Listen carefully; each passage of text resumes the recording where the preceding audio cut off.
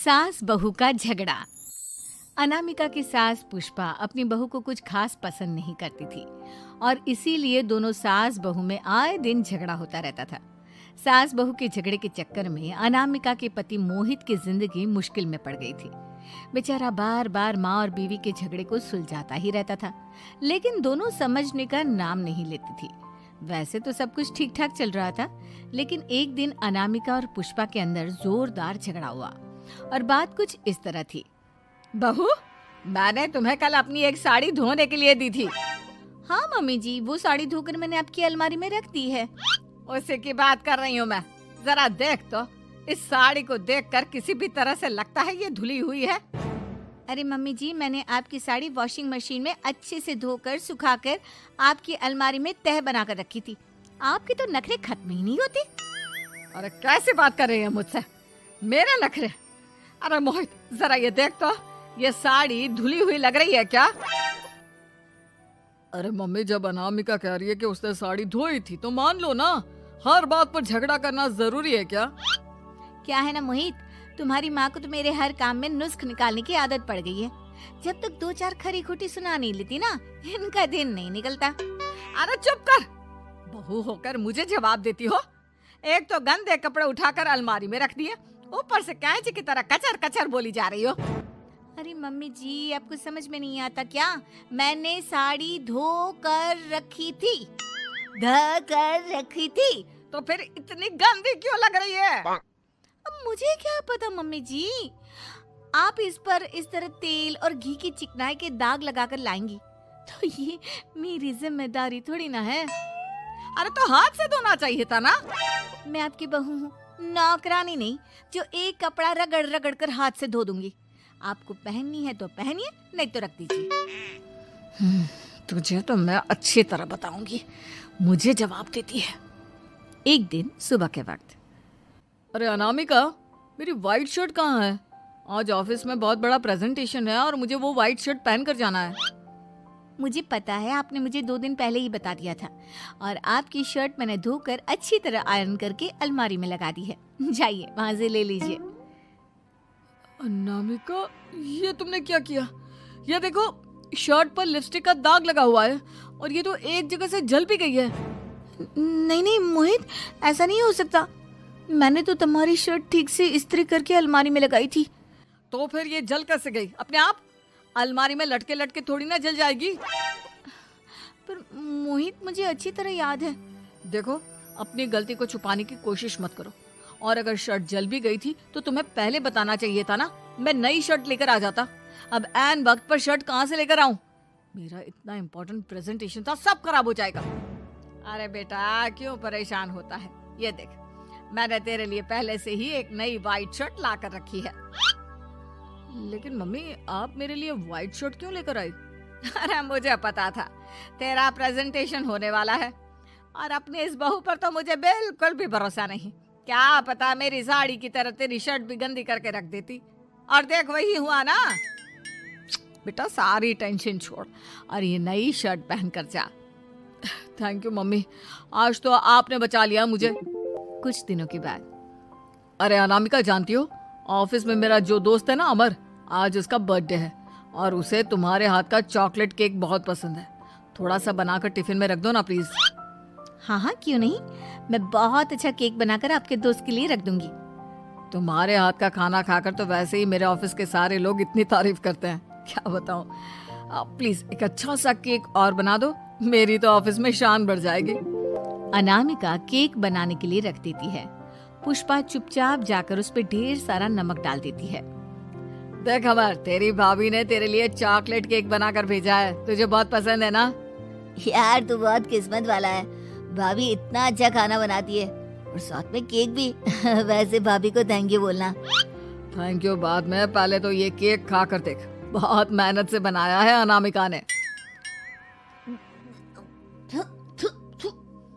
अरे यार, इस केक में तो बहुत सारा नमक है। लगता है भाभी ने शक्कर की जगह खूब सारा नमक डाल दिया है। अरे मोहित, तू तो अपनी बीवी की कुकिंग की बहुत तारीफ करता फिरता है।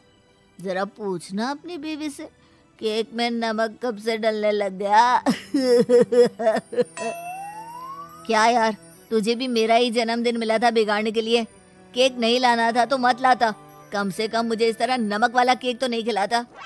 अरे नहीं यार, अनामिका ऐसा नहीं कर सकती, जरूर कुछ गड़बड़ हुई होगी। घर जाने के बाद अनामिका, अगर तुम्हारा केक बनाने का मन नहीं था तो ना बनाती, लेकिन मेरी बेइज्जती करवाने की क्या जरूरत थी? अरे आपकी बेइज्जती, ये आप क्या कह रहे हैं? मैंने तो सुबह आपको इतने अच्छे तरीके से केक बना कर दिया था। हाँ, लेकिन उसमें इतना सारा नमक डाल दिया था कि आज ऑफिस में मेरा अच्छा खासा मजाक बना है। मेरे सारे दोस्त हंस रहे थे मुझ पर। अरे बेटा, मैंने तो तुझे पहले ही समझाने की कोशिश की थी। एक नंबर की गैर जिम्मेदार है ये लड़की, कोई काम ठीक से नहीं करती। उस दिन भी गंदी साड़ी रख दी थी मेरी अलमारी में और झूठ बोल रही थी।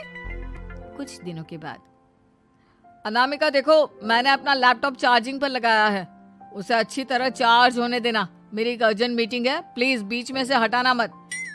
हाँ हाँ ठीक है, मैं नहीं हटाऊंगी। पुष्पा चुपचाप से जाकर चार्जिंग का बटन बंद कर देती है। थोड़ी देर बाद अरे ये लैपटॉप चार्ज क्यों नहीं हुआ? और ये बटन किसने ऑफ कर दिया? अनामिका इधर आओ। क्या हुआ? क्यों चिल्ला रहे इतना? अनामिका, मैंने तुमसे कहा था ना, मेरा लैपटॉप चार्जिंग पर लगा हुआ है, मेरी अर्जेंट मीटिंग है। तुमने इसका स्विच ऑफ क्यों कर दिया? अरे मैंने ऐसा कुछ नहीं किया, मैं क्यों स्विच ऑफ करूंगी? कुछ दिनों से देख रहा हूँ अनामिका, तुम मेरा हर काम बिगाड़ देती हो। देखो ये अच्छी आदत नहीं, कम से कम तुम्हें इस बात का तो ध्यान रखना चाहिए था कि मेरी कितनी इंपॉर्टेंट मीटिंग थी। अब क्या करूंगा मैं? आई एम सॉरी मोहित, लेकिन सच में मैंने जानबूझकर कुछ नहीं किया। अगर जानबूझकर नहीं किया तो क्या सब कुछ अपने आप हो जाता है? कभी मेरी शर्ट जल जाती है, कभी केक में नमक डल जाता है। आप मेरी बात क्यों नहीं सुनते? मैंने जानबूझकर कुछ नहीं किया। फिर से वही बात। अरे कितनी बार तुम्हें समझा चुका हूँ, इस तरह मेरा काम बार बार मत बिगाड़ा करो। तुम जानती हो मुझे कितनी प्रॉब्लम होती है। ऑफिस में तो पहले ही बेइज्जती करा चुकी हो, और अब ये मीटिंग, ये भी मेरे हाथ से निकल गई। अनामिका की समझ में कुछ नहीं आता कि आखिर उसके साथ ये सब क्या हो रहा था और क्यों हो रहा था। फिर कुछ दिनों के बाद मोहित अपने ऑफिस से कुछ फाइल लेकर घर आता है। अनामिका, ये कुछ फाइलें हैं, इन्हें संभाल कर रख दो, और प्लीज इस बार ध्यान से, कोई गड़बड़ी नहीं होनी चाहिए।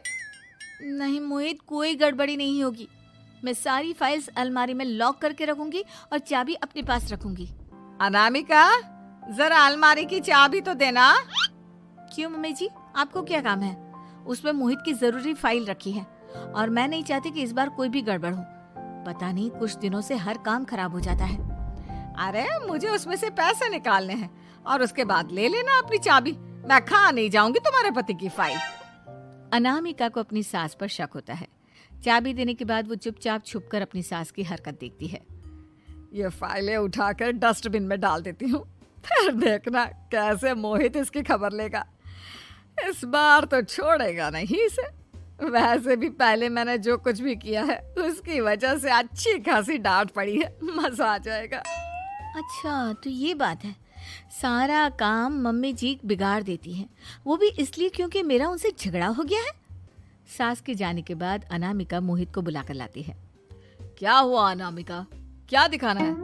ये देखिए, आपकी फाइल डस्टबिन में पड़ी हुई है।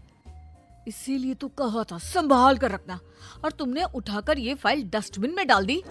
मैंने नहीं, तुम्हारी मम्मी ने डाली है, मुझसे बदला लेने के लिए, ताकि तुम मुझे डांटो। और अगर मैंने डाली होती तो मैं तुम्हें दिखाने के लिए बुलाकर तो नहीं लाती ना। सही कह रही हो, मैं अभी मम्मी से जाकर बात करता हूँ। थोड़ी देर बाद, मम्मी सच सच बताइए, मेरी फाइल अलमारी में से निकाल कर डस्टबिन में आपने डाली थी ना? अरे अपनी माँ पर इल्जाम लगाता है, शर्म नहीं आती तुझे? मैं इल्जाम नहीं लगा रहा हूँ मम्मी, जो सच है वही पूछ रहा हूँ। आप जल्दी से बताइए आपने ऐसा क्यों किया? अरे तो क्या करती, तेरी बीवी मुझसे झगड़ा करती है, उल्टे सीधे जवाब देती है, मुझे उससे बदला लेना था। अरे मम्मी, लेकिन आप दोनों के झगड़े के चक्कर में मेरा कितना नुकसान हुआ है, ये कभी सोचा आपने? मम्मी जी, अगर आपका बदला पूरा हो गया हो तो आइंदा ऐसी कोई हरकत मत करना, क्योंकि अब आपकी सच्चाई हमारे सामने आ चुकी है। यह तो वक्त ही बताएगा मैं क्या करूंगी और क्या नहीं। मम्मी जी, कहा ना आप ऐसा कुछ नहीं करेंगी। अरे मेरी जो मर्जी आएगी वो मैं करूंगी। मेरा सर घूम रहा है। सास बहू के झगड़े में मेरी जिंदगी का तो कचरा हो गया है, कचरा।